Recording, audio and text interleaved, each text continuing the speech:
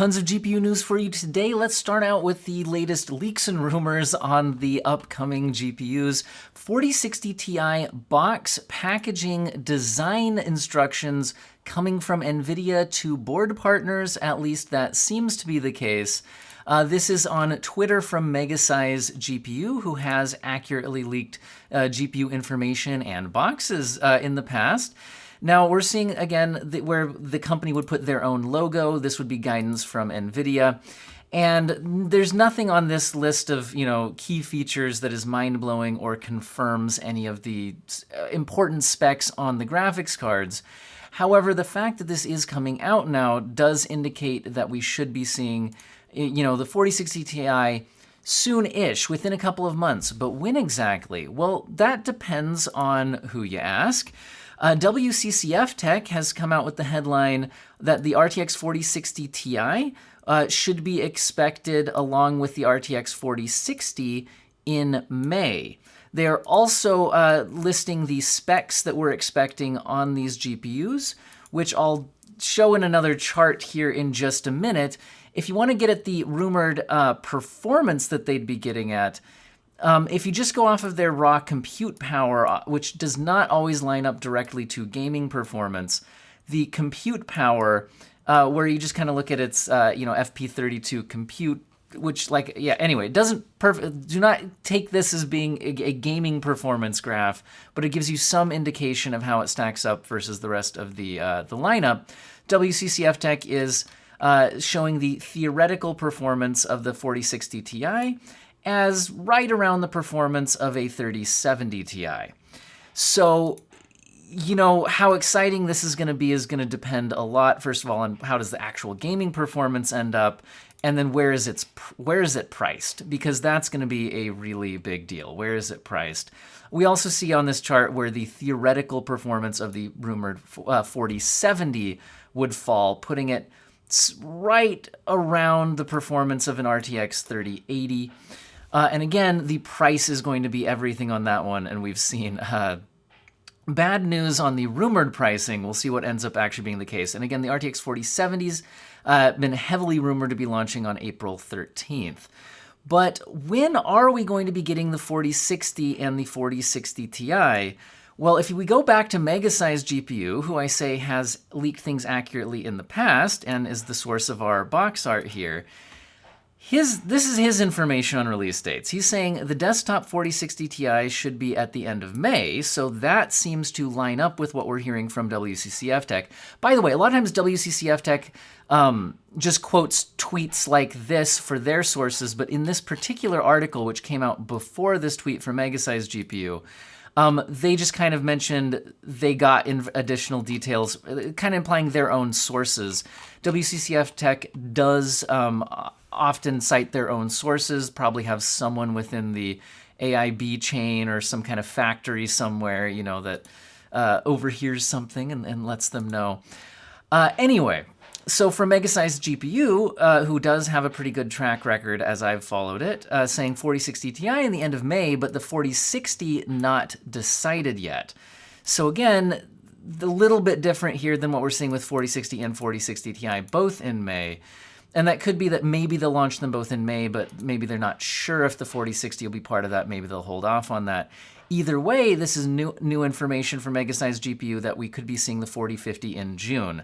So if we follow all of the rumored release dates, that's putting it basically as April is the 4070, May is the 4060 Ti, and maybe the 4060 as well, and then June with the 4050. So we could be getting at least one GPU launch per month as we go here. Now, there was a request in the comments here from any specs on the 4050 beyond the release date, because we really didn't have much at this point. He's saying 6 gigabytes of VRAM, so no specs beyond that, but I'm sure a lot of people would be really disappointed to see that because the RTX 3050 had 8 gigabytes of VRAM. So this would be a step backwards, at least in VRAM. We'll see what it means for the overall performance. Now, videocards.com had articles covering all of this, and I like their summary tables that they throw in at the end to kind of summarize all that we're seeing here. So basically what we're seeing is that the RTX 4050 is rumored to be coming out in June, and all we know is 6 gigabytes. which would indicate probably a 96-bit bus, because you can only fit so much VRAM on a bus width anyway. Now, again, that's pretty disappointing to see. It's also probably going to be on AD107. Now, according to the WCCF Tech leak and others, the RTX 4060 would be on the full implementation of AD107. And that would be an 8GB card and coming in about 115 watts. And this one, again, WCCF Tech is saying in May. Mega-sized GPU is saying undecided. But then the 4060 Ti coming in on the AD106 chip, so a better chip than the 4060 and 4050, although it's saying AD106-350, which would usually indicate it's a little bit cut down. The 400 ending, I think, usually indicates it's the fully implemented chip.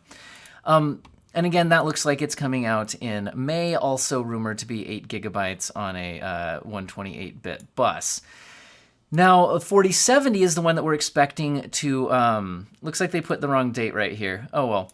4070 is expected to be coming out in April, and we're expecting on the 13th, according to all of the rumors. Again, none of this is official from Nvidia.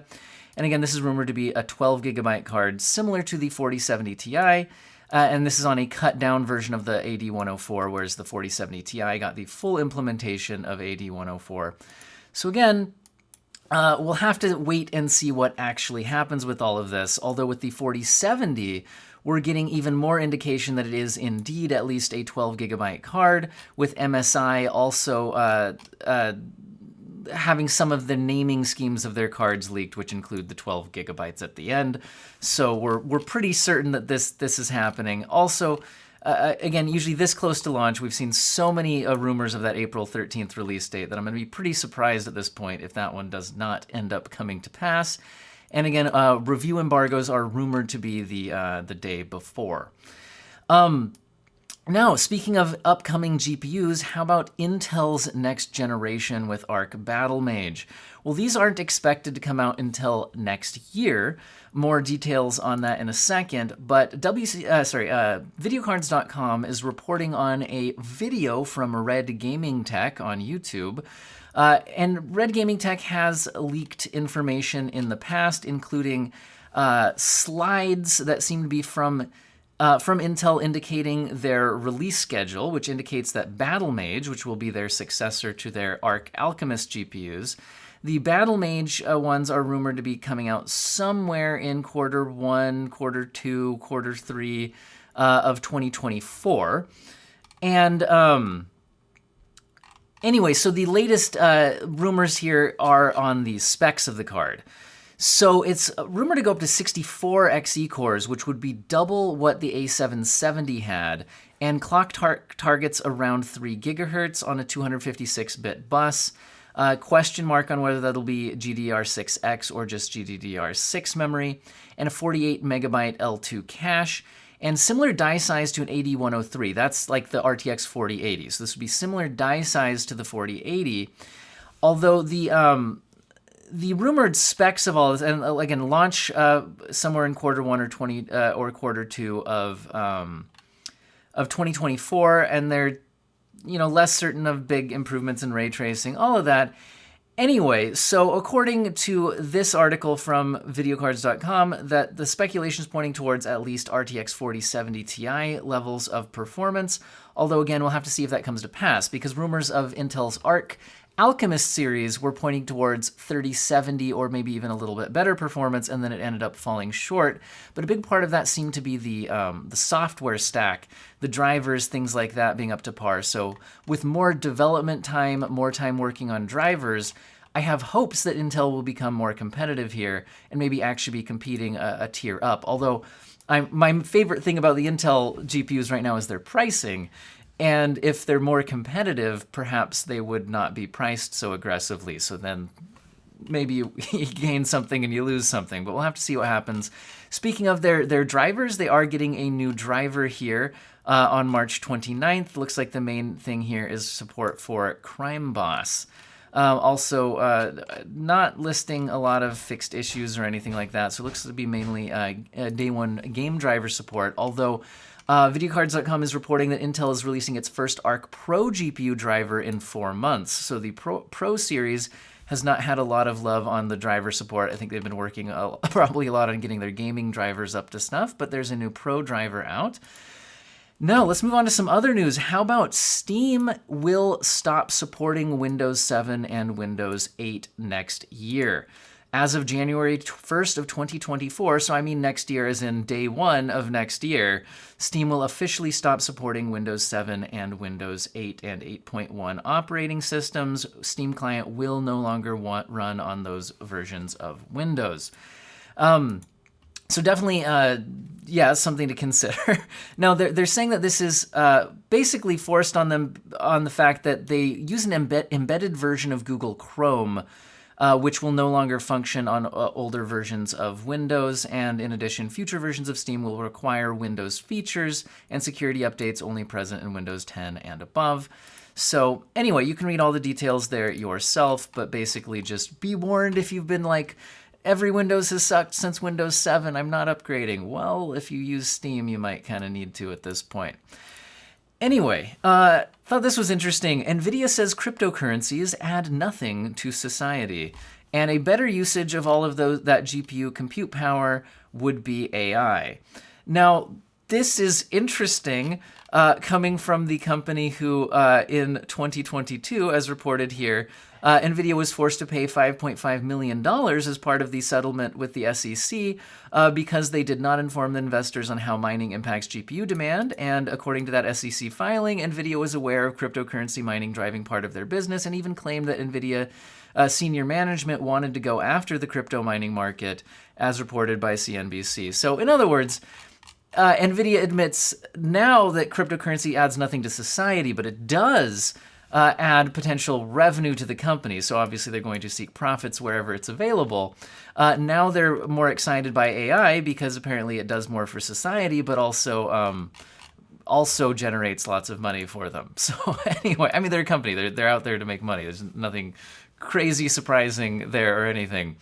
Now, OBS Studio 29.1 Beta 1 is up, and on GitHub, if you search this for AV1, we can see that this has added support for streaming AV1 and HEVC over RTMP to YouTube. So you can now stream to YouTube using AV1. However, and again, this is saying not Twitch, it's saying currently only supported by and enabled for YouTube. So that's part of the issue with all this AV1 streaming. AV1 is really exciting for streamers because at a lower bit rate, like you would use when streaming, your stream can look better than the older encoders. However, the problem is you need it supported by the platform you're streaming to and the software you're using to do the streaming. So OBS software is now able to stream to YouTube at least. At least YouTube will accept the signal and it's able to send the signal. Now, YouTube itself, to my knowledge, is still not going to output the stream in AV1. It's going to transcode it, I believe. But this is still better for the stream quality because the ingested quality will be better at that bit rate if you're sending it using AV1. So I'm really excited to see the development of AV1 streaming and more support for it all over the place. Let's see, this was just an article on that same topic. How about the Ryzen 7 7800X3D? We should be expecting this very soon. This article says in 10 days, but this article was published 2 days ago at Tom's Hardware. But really, while there was a release, it showed up in the SI software official benchmark ranker, but the actual benchmark numbers here did not seem particularly useful. So this is really only interesting in the sense that it shows that this is probably being tested and maybe even getting towards reviewers sometime soon because we, like I said, I think are expecting this coming in just a little over a week. Now, AMD has published their official numbers for the 7800X3D, which I've already talked about in the past and mentioned that these are obviously cherry-picked results. But the exciting thing here will be the 7800X3D will hopefully offer the gaming performance, or at least within a few percent of it, as the 7950X3D, similar to how we see here in Horizon Zero Dawn.